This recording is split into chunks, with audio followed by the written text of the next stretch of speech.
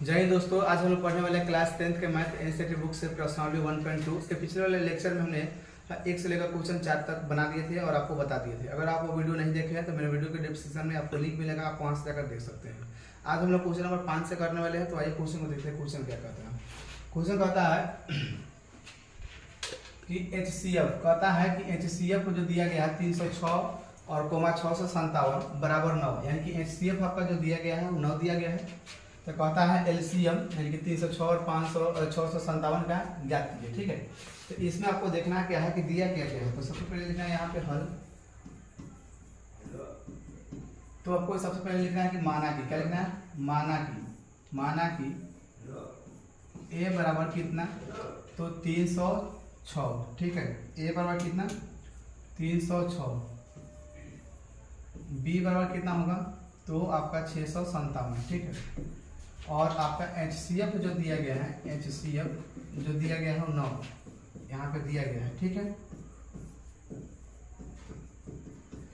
तो अब हमको क्या निकालना है? LCM निकालना है। ठीक है, तो एक फार्मूला होता है। ठीक है, फार्मूला क्या होता है कि दो संख्याओं का गुणनफल, दो संख्याओं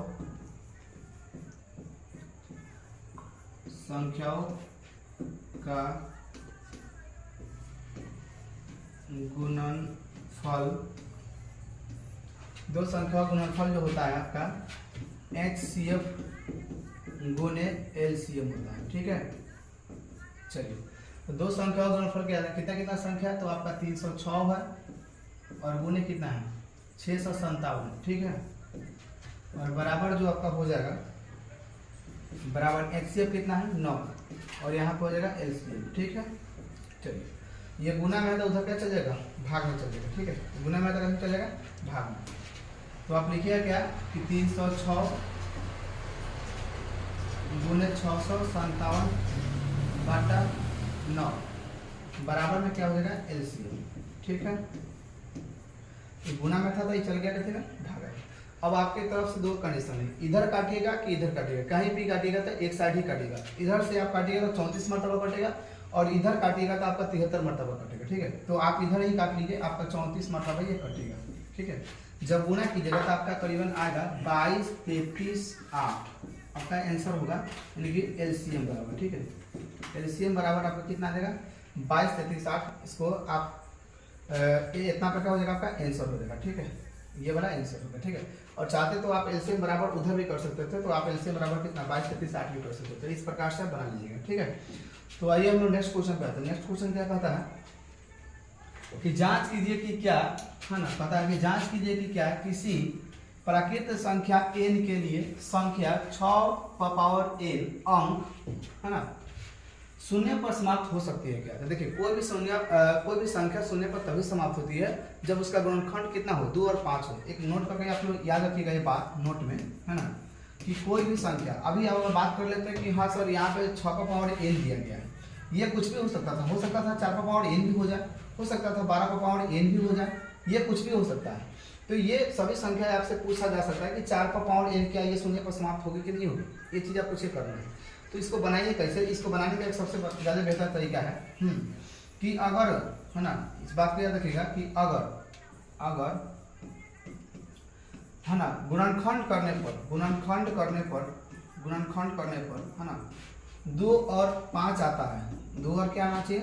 5 आता है ना, तो वह संख्या क्या हो जाएगा?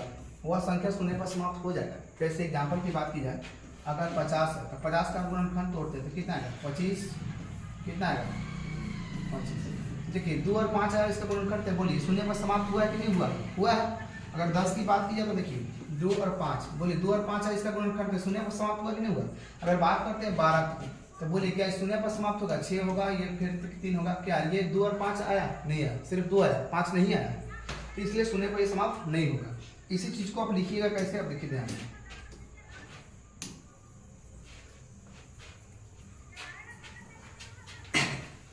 लिखिएगा कि चूंकि है ना 6 का पावर n है ना जी, तो लिखिएगा 6 का पावर n का गुणनखंड, ठीक है। कितना है, तो देखिए 6 का गुणनखंड तोड़ते हैं तो 2 और 3 आता है, ठीक है। क्या इससे 5 आया है? नहीं ना आया है, तो हम लिखेंगे 6 पावर n का गुणनखंड है ना, गुणनखंड में है ना सिर्फ 2 आया है, 2 आया है ना, 5 नहीं है, 5 नहीं है, इसलिए है ना, इसलिए 6 पावर n है ना शून्य पर, 6 पावर n शून्य पर है ना समाप्त नहीं हो सकती है, हो सकती है, ठीक है। ये देखिए, ये तरीका अपने आप से भी लिख सकते हैं, कोई जरूरी नहीं कि जो मैं लिख दिया वही बेटर है और आप लोग लिखिएगा तो गलत हो जाएगा। ऐसा बात अपने यानी ब्रेन से आपको सोच कर लिखना है। कैसे लिखना है आप करते हैं, कितना आएगा 2 गुने 3 आएगा, तो लिखिएगा 6 का पावर n का गुणनखंड में है ना, गुणनखंड करने पर 2 और 5 नहीं आया है, इसलिए हम कह सकते हैं कि यह संख्या शून्य पर समाप्त नहीं हो सकता है ना। तो इस प्रकार से आपके हिसाब से जो भी अच्छा लगे लिख सकते हैं, कोई जरूरी नहीं कि जो मैंने लिखा वही सही है, आप लोग लिखिएगा तो गलत हो जाएगा, ऐसा बात नहीं। हाँ, सिर्फ इस बात का देखिएगा, शून्य पर वही संख्या समाप्त हो सकती है जिसका गुणनखंड में 2 और 5 है, ठीक है। जिसमें 2 और 5 आएगा उसको आप बोल सकते हैं कि हाँ ये शून्य पर समाप्त हो जाएगा, ठीक है। अब आइए हम नेक्स्ट क्वेश्चन को देखते हैं। नेक्स्ट क्वेश्चन है आपका, कहता है कि व्याख्या कीजिए कि 7 गुने 11 गुने 13 गुने प्लस 13 और 7 गुने 6 गुने 5 गुने 4 गुने 3 गुने 2 गुने 1 प्लस 5 है ना 5 अभाज्य संख्या है तो क्यों है, ये चीज बताया, ठीक है। तो हम लोग जानते हैं कि कोई भी संख्या जब 2 से अधिक बार आने लगता है, जब 2 से अधिक बार करता है तो उस संख्या क्या करता है, भाज्य संख्या कहलाता है। क्या कहलाता है? भाज्य संख्या कहलाता है। तो इसको हम लोग बनाएंगे कैसे, ध्यान दीजिए। देखिए किसका कितना दे हुआ है, 7 गुने 11 गुने 13 और प्लस में 13 दिया।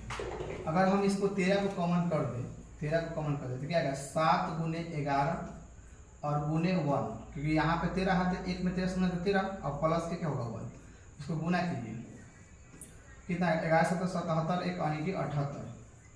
जब गुना कीजिएगा, गुना कीजिए 78 गुने 13, 78 गुने 13, 8 का 24 के 4 का 2 और 8 और 7 का 21, 29 और 29 30 के 31 के 1 हाथ लगा 3 और ये कितना देगा 7 3 10, करीबन आपका जो गुना कीजिएगा तो आपका 1014 है, तो आपका 1014।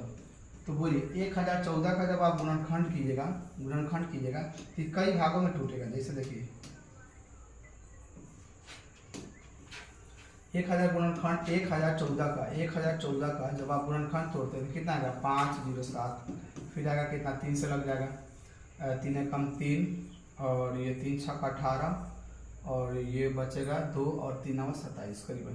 तो देख रहे हैं कि 2 से अधिकतम बार आएगा, तो इसको हम लिखेंगे कैसे, इसको लिखेंगे कि अतः है ना 2 से अधिक का है ना 2 से अधिक बार गुणनखंड हो रहा है ना, इसलिए यह है ना क्या है, भाज्य संख्या है, ठीक है। तो इस प्रकार से आप इसको बना सकते हैं, ठीक है।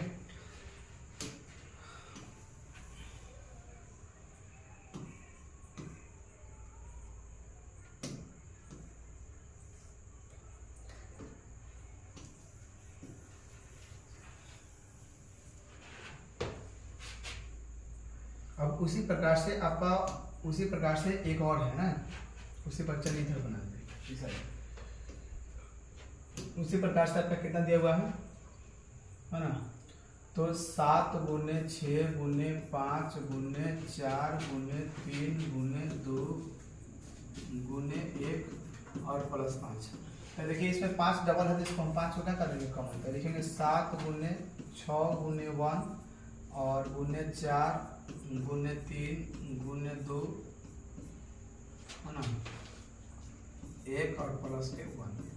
तो गुना कीजिएगा, इसमें कितना आएगा 7 छक 42 है ना, और 42 4 3 12 और 12 दूना 3 दूना 6 6 छक्का 24 और 7 छक 42 यानी कि 42 गुने 24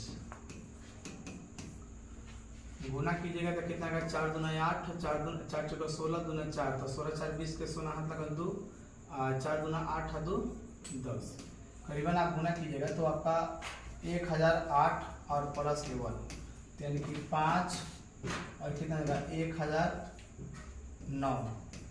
तो गुना कीजिएगा तो इसमें कितना आएगा 1009 गुने 5 9 5 45 0 और ये 5 तो आपका आएगा 5045। ठीक है, तो इसका भी गुणनखंड करने पर कितना आएगा आपका, मतलब 2 से अधिक बार गुणनखंड होगा। तो इसी चीज़ को फिर से ये वाला जो लिखे हैं, ये वाला जो लिखे हैं इस चीज़ को फिर से यहाँ पे आपको क्या कर देना है, लिख देना है।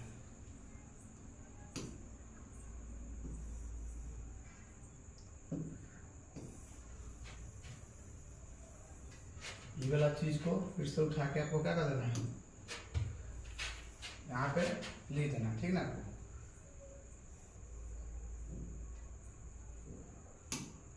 इसको फिर से यहाँ पे लिख देना है कि अर्थात 2 से अधिक बार गुणनखंड हो रहा है, इसलिए क्या है भाज्य संख्या है। तो मुझे उम्मीद है कि आपको यहाँ तक समझ में आ गया होगा। ठीक है, देखिए कुछ नहीं किया गया है, जो आपका ये जो दिया गया था उसका कॉमन निकाले हैं। दोनों में तो क्या था 13 कॉमन, 13 था ना, तो 13 कॉमन करके इस तरह से बना। और 1014 है तो इसका देखिए इसका गुणनखंड कीजिएगा 2 से कई बार मतलब गुणनखंड टूटेगा, इसको लिखेंगे तो 2 से अधिक बार गुणनखंड हो रहा है, इसलिए क्या है भाज्य संख्या है। सेम उसी प्रकार से इसका कीजिएगा, आप लोग इसका कीजिएगा तो इसमें देखिएगा आपका करीबन एक कितना है 5045 है। तो इसका भी गुणनखंड जब कीजिएगा तो 2 से कई अधिक बार टूटेगा, तो इसको लिखेंगे भी अतः 2 से अधिक बार गुणनखंड हो रहा है, इसलिए क्या है भाज्य संख्या है। तो यहाँ तक कंप्लीट है। अब आगे आइए, आगे क्वेश्चन दिया गया आपका, आगे क्वेश्चन है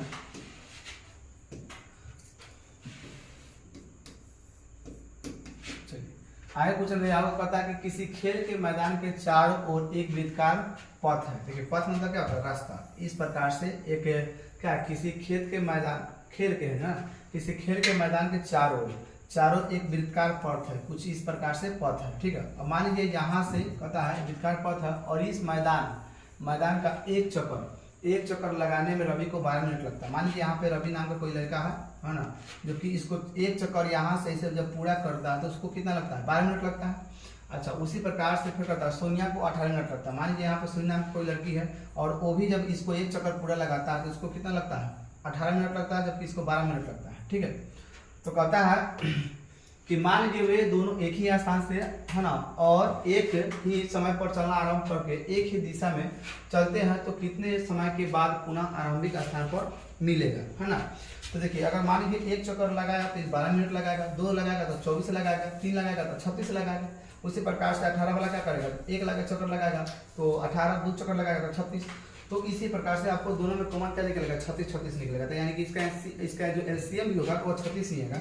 इसको आपको कुछ नहीं करना, एलसीएम निकालना है। क्या निकालना, एलसीएम निकालना है। तो सबसे पहले यहाँ दिया गया था 18, तो 18 का क्या करना है गुणनखंड होना है 2 गुने 3 गुने 3 यानी कि कितना होगा 3 गुना 6, 6 गुना 6 का 2 3 6 6 का 18 है ना। 12 का तो देगा 2 गुने 2 गुने 3। ठीक है, अच्छा तो हम आपको HCF एलसीएम निकालने के लिए हम आपको बताया कि जो वैसे संख्या जो दोनों में कॉमन हो तो उसको निकालिएगा HCF। तो देखिए दोनों में कॉमन क्या दिख रहा है आपको, जो दोनों में कॉमन क्या दिख रहा है, तो एक ये वाला दिख रहा है। अच्छा बोलिएगा आप एगो ये वाला दिख रहा है, ठीक है, और नहीं ना है नहीं, तो लिखिएगा क्या कि 18 और